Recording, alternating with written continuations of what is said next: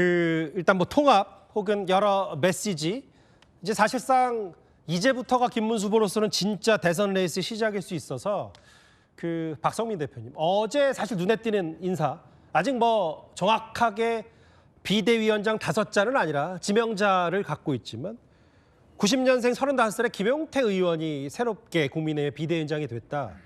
이 인사의 메시지를 뭐 오늘 저희 뉴스에 출연해서도 여러 윤석열 전 대통령의 거취 문제도 얘기했습니다만 김용태 비대위원장의 인사, 이 국민의힘의 변화 이런 거를 어느 정도 점수를 주시겠어요? 글쎄 그걸 기대를 좀 한다고 저도 얘기하고 싶은데 궁여지책 같은 느낌이 좀 들어요. 왜냐하면 지금 통합 인사를 한다 그러지만 지금 한덕수 최종적으로 경쟁했던 한덕수 후보는 물론 참여 안 하게 완곡하게 거절한 거고 홍준표 후보는 이제 미국 가서 이제 전직 지도부를 세게 비난했고 한동훈 후보도 분명한 입장을 밝혀라. 그러니까 탄핵과 비상계엄과 이런 문제에 대한 입장을 분명히 밝혀라 이렇게 지금 요구하고 있는 상황에서 참 선대위원장이 들어오지 않고 있고 안철수 의원도 들어와 있지만 그 요구는 똑같지 않습니까? 윤 대통령을 탈당시키든지 출당하든지 하고 탄핵과 계엄에 대해서 분명히 사과를 해야 된다. 이런 상황에서 보면 예. 물론 이제 국민의힘이 마지막에 결정한 거긴 합니다만 비상계엄이 있고 탄핵당한 상황에서 그래도 싸워보려고 그랬다면 비상계엄에 대한 반대 여론이 매우 높고 탄핵 찬성 여론이 매우 높은 상황에서 그래도 탄핵에 찬성한 사람들 중에서 후보를 골라서 해야 되는 거 아니냐.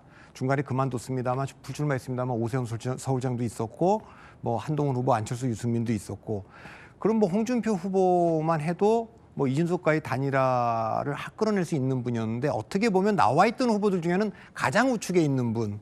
김문수 후보를 지금 뽑은 거 아닙니까? 네. 그런 상황에서 윤 대통령에 대한 출당 요구를 할 생각이 없다. 그렇게 하는 것은 도리가 아니다. 이렇게까지 얘기를 했기 때문에 여기서 그 역할을 대신해 줄 사람으로 김용태 비대위원장을 앉혔는데 이게 이제 김용태 위원장이 이 막중한 역할을 지금 후보가 하지 못하고 있는 이 역할을 해낼 수 있는 그런 힘이 있을지 그건 조금 미지수입니다. 메시지 역할 분담은 근데 어쨌든 후보가 아니더라도 충분히 비대위원장으로서 말을 하면 그 입김과 메시지 파급력은 분명히 있다고 생각하시는 거예요? 그러니까 이제 지금 남아 있는 분 중에 그렇게 젊은 분으로 갈 수 있는 분은 두 분이 떠올랐는데 김재섭 의원과 김용태 의원 두 분 아닙니까? 예. 지금 바깥에 이준석 의원 저렇게 움직이고 있으니 후보로 나와 있는 상황에서 근데 김용태 의원한테 갔는데 이분이 그러면은 지금 정리해낼 게 비상계엄과 탄핵에 대한 입장 정리를 후보 대신 명확하게 해줘야 되고 윤석열 대통령의 출당이 됐든 탈당 요구가 됐든 이것도 본인이 해야 되고 지금 권성동 원내대표도 사실 지도부로 책임이 있는데 지금 계속 후보는 그냥 지금 시간도 없으니까 그냥 같이 가야 된다 이러고 있지 않습니까? 자, 그렇게 되면 한동훈 위원장이 들어와서 그거 분명히 조치를 하지 않으면 내가 돕기 어렵다 이렇게 얘기를 하고 있는데 되겠습니까? 그러니까 이런 문제에 대해서 김용태 위원장이 다 정리해야 되는 지금 막중한 지금 어깨에 과연 근데 그런 정도 할 수 있는 세력도 없는 상황에서 후보도 그렇고 나머지 분들이 따라줄지 그거는 저는 쉽지 않아 보이긴 합니다. 물론 이제 여러 가지 말씀들 우리가 선거를 치르기 위해서 해야 될 말씀들 여러 가지 말씀 많이 하시는데요. 일단 후보께서 벌써 빠르게 예. 계엄에 대해서 고통받은 국민들께 사과하셨습니다. 저는 생각보다도 굉장히 빠르게 하셨다고 생각을 하는데요. 그만큼 후보께서는 잘한 거는 잘한 것, 잘못한 건 잘못한 것에 대해서는 분명히 말씀하신다고 생각을 합니다. 계엄에 대해서 후보께서 입장이 바뀐 적이 없으십니다. 일관되게 잘못됐다고 말씀하셨고 본인이 만약 국무회의였다면 있었다면 본인은 반대했을 거라고 분명히 만류했을 거라고도 말씀하셨습니다. 그런데 어저께죠. 이로 인해서 고통받으신 국민들 정말 힘드셨던 국민들께 사과의 말씀을 하셨고요. 예. 말씀하신 것처럼 탄핵의 찬반도 있었고 그다음 여러 가지가 있지만 이 부분에 대해서는 정말 찬반이 있는 거고 거기에서도 여러 가지 이유가 있기 때문에요. 저는 이렇게 정리해 주신 것으로 후보께서는 마무리를 하실 수밖에 없지 않나. 다만 이제 비대위원장에 대해서는요. 후보가 정말 안 알려지셔서 잘 모르시는데 굉장히 개혁적인 분입니다. 네. 비대위원장을 임명하시면서 마음대로 개혁하라고 하셨습니다. 아시다시피. 근데 이제 제가 비대위원장 인선 과정에서 후보하고 좀 말씀을 나눴는데 어떤 얘기를 김문수 후보가 하던가요? 당이 바뀌고 혁신적인 그런 모습을 보여야 된다. 그래서 젊은 사람을 하고 싶다는 말씀도 하셨고 또 이제 저랑 의논하면서 저도 김용태 위원장을 추천했습니다. 어떻게 예. 보면 당이 바뀌어야 된다라는 그 강한 의지들이 모인 우리의 가장 젊은 의원이고 또 개혁의 아이콘이기 때문에 저는 그 마음을 모아서 비대위원장으로서 역할을 분명히 해줄 거라고 확신합니다. 결국은 이 개혁을 뒷받침하는 세력들이 뭐 세력이라는 것이 그동안 무슨 개의 세력이 아니라 그 마음이 바로 모아진 것이 김용태 비대위원장이고요. 저는 이미 뭐 그동안 여러 가지 메시지를 통해서 잘 보여주고 있다고 생각을 합니다. 제가 후보가 개혁적이라는 것이 예. 아마 모두들 기억 못하시겠지만 2004년 17대 국회의원 공천심사위원장을 후보가 한 적이 있었습니다. 그때 저희가 차떼기 정당으로 불리고 그리고 노무현 대통령 탄핵 이후에 80석, 90석 한다고 그럴 때 그 당시 공천심사위원장인 후보께서 25명의 현역 의원들을 불출마 선언을 하게 합니다. 20년 전에. 예, 20년 전에. 제가 그때 공천심사위원이었는데요. 그렇습니까? 마지막에 당 대표까지 그러니까 공천을 탈락을 시켰습니다. 그래서 후보께서 아마 지금 이 단계에서는 이 정도 사과를 하셨지만 예. 김용태 위원장이 하는 개혁에 상당한 힘을 실어줄 것이다. 그래서 당의 변화를 통해서 저는 이번 주말쯤에 이제 저희가 단단위로 좁힌 다음에요. 5% 내로 좁힌 다음에 다음 주 안에 크로스 한다고 봅니다. 골든 크로스를 만든다고 생각합니다. 예. 그러니까 김용태 의원의 인선 뭐 의미가 있죠. 젊은 가장 최연소라면서요 지금 이제 그런 상황인데 뭔가 개혁을 하고 그런 모습을 보여줘야 되는데 너무 시간이 짧아요. 뭘 하겠습니까 지금 당을 뭐 개혁하겠습니까? 아니면 뭐 후보에 대해서 뭘 하겠습니까? 근데 아까 얘기한 대로 이제 그야말로 탄핵에 대한 입장을 확실하게 정리하는 데는 좀 도움이 돼야 되는 거죠.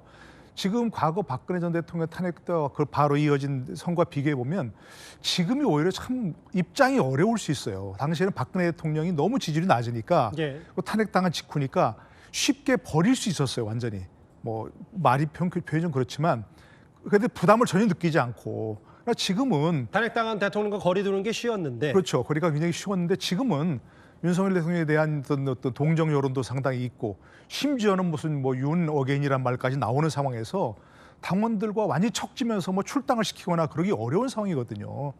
그러니까 참 그 후보가 그 입장을 정하기 어렵다면 그걸 이제 우리 박 대표 얘기하신 대로 그야말로 김용태 의원이 과감하게 해줘야죠. 욕은 본인이 먹고 후보는 정말 당원들의 마음도 끌어안고 일반 국민들의 마음도 끌어안을 수 있는 그런 메시지를 내는 걸로 역할 분담을 확실히 하는 것 이외에는 지금 뭐 당을 개혁한다, 개혁적인 모습을 보인다 하는 그런 시간이 없죠.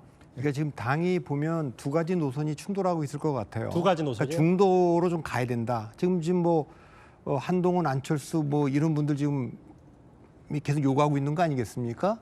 또 반면에 뭐 우리 그 지층들 결집해야 된다 이런 이게 이제 탄핵 찬반으로 나뉘었던 흐름인데 그럼 이제 비대위원장이 지금 해야 될 역할이 몇 가지가 있잖아요. 비상계엄에 대한 명백한 그 사과. 그렇게 김문수 후보가 했다 그러지만 그 고통받은 분들에 대해서 죄송할 그 정도가 아니라 비상계엄이 명백히 잘못된 것이다. 잘못한 거다 이 얘기.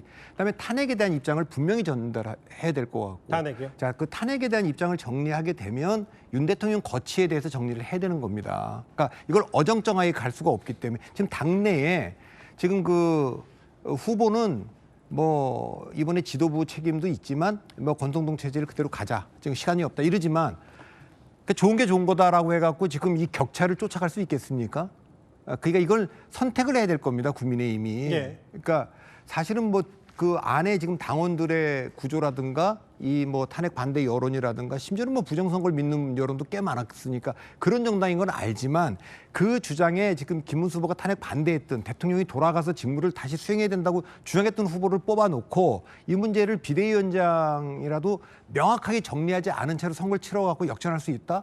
저는 그거는 쉽지 않다. 그 쉽지 않은 게 아니라 거의 불가능에 가까운 미션 임파서블이죠. 그러니까 이 문제를 정리를 해야 되겠는데 이걸 과연 그렇게 쉽게 그 뭐 비대위원장이 되고 나서 인터뷰하는 걸 봤는데 다 좋은 얘기를 하고 있는데 이게 좋은 얘기가 아니라 굉장한 실존적 결단을 해야 되는 얘기거든요. 실존적 결단. 근데 이제 아까 나 의원께서 그 김용태 비대위원장 본인도 추천했고 뭐 90년생 비대위원장으로 뭔가 파격 변화, 정치 개혁을 이끌 수 있는 인물 가운데 하나다. 근데 이제 김용태 비대위원장, 신임 비대위원장 지명제 얘기 나오면서 자연스럽게 어쨌든 그 나 의원께서는 아까 뭐 단차, 그러니까 한 뭐 10%, 5% 차이로 점점 이재명 후보의 격차를 줄여가겠다고 하지만 이준석 후보와의 단일화 얘기를 안 할 수는 없거든요. 당내 기류는 어떻습니까? 당연히 저희가 그 부분에 대해서는 적극적으로 나서려고 하고 있습니다. 저희가 사실 이재명을 반대하는 세력들을 다 모아야지 이재명 후보를 이길 수 있기 때문에 단일화 노력에 대해서는 저희도 계속하고 있다는 말씀드리고요. 사실은 김용태 후보를 비대위원장으로 저희가 이제 곧 선출 절차에 들어가는데 지명하게 된 것도 결국 그런 의미를 담고 있습니다. 아시다시피 김용태 위원장이 아마 우리 당에서 이준석 후보와 가장 가까운 사람이다. 맞아요. 그렇기 때문에 저는 이번에 비대위원장을 여러 또 다른 젊은 뭐 여성 후보도 있고 그랬었지만 제가 김용태 위원장이 하는 것이 좋겠다고 저도 의견을 낸 이유는 사실은 이준석 후보와의 단일화를 가장 염두에 두었다는 말씀드립니다. 그런데 이제 오늘 이준석 후보가 대구에서 집중 유세를 했는데 뭐라 그랬냐면 김문수 후보를 찍는 표는 사표일 뿐더러 미래를 가는 표가 아니다 이렇게 잘라 말했는데 노 교수님 이게 거의 단일화를 본인 스스로는 0%다. 아무리 뭐 김용태 의원과 밥과 술을 함께하는 사이라도 실제로 본인이 단일화 때문에 김용태 비대위원장이 본인에게 전화할 경우는 없을 거다 이런 얘기를 했거든요. 제가 이준석 후보로 빙의를 해보면 저라도 안 하겠습니다. 예. 첫 번째가 지금 뭐 전국적인 그런 대통령 후보로 나서서 처음 아닙니까? 처음부터 또 나섰다가 단일화 해버린다? 그러면 두 번째 나서도 또 그게 트라우마 돼버립니다. 뭐 그런 것들이 이제 지금 있지 않습니까? 그런 분이 뭐 제가 이름을 얘기하면 안 되니까 알겠습니다만 그게 첫 번째 나서서 만약 그 단일화로 죄송합니다 이렇게 해버리면 어쨌든 그런 거는 되니까 절대 안 할 것 같고요. 첫 번째로 얼마나 절호의 기회입니까? 뭐 정말 뭐 본인 돈도 들어가겠지만 국가 돈으로 이와 같이 전국을 돌면서 전국적인 인지도를 높일 수 있는 더구나 대선 후보로 나서 이렇게 국민들에게 자신의 의견을 피력할 수 있는 이런 기회를 왜 놓치겠습니까? 두 번째는 본인이 단일화 한다면 내가 단일화해서 어느 쪽에 힘을 보태면 이길 가능성이 높아진다 또는 이길 가능성이 보인다 하면 하겠지만 지금 현재 상황에서는 이걸 보태도 뭐 지지율이 있는 그대로 보태도 6, 7%를 보태도 그게 별로 희망이 크게 보이지 않지 않습니까? 예. 그리고 또 세 번째로 구도가 워낙 불리합니다. 국민의힘에. 뭐 구도, 인물, 정책, 이슈 이런 걸 얘기한다면 구도가 바람이 제일 큰 역할을 한다면 구도가 워낙 불리한데 본인이 불리한 쪽에 지금 계속 비상겸이라 탄핵이라는데 비판하면서 그 세력과 힘을 합친다? 왜 그렇게 하겠습니까 본인이? 그러니까 저는 지금으로서는 만약 제가 이준석 후보라면 안 할 것 같은데 하나 변수는 아까 우리가 얘기한 대로 김문수 후보의 지지율이 굉장히 높아지면서 거의 박빙으로 간다. 그래서 본인이 힘을 합치면 이길 수 있다. 내가 이기는데 1등 공신이 될 수 있다. 하는 상황이 된다면 뭐 한번 고려해 볼 수 있겠죠. 그러나 그 전까지는 저는 안 할 것 같습니다. 일단 뭐 어제 오늘 있었던 공식 선거운동 첫째 날, 둘째 날에 굵직한 현안과 김문수 후보가 마주했던 이슈들을 저희가 앞부분에 대통령을 말하다 김문수 후보 편에서 한번 여기 계신 세 분과 대화를 나눠봤습니다.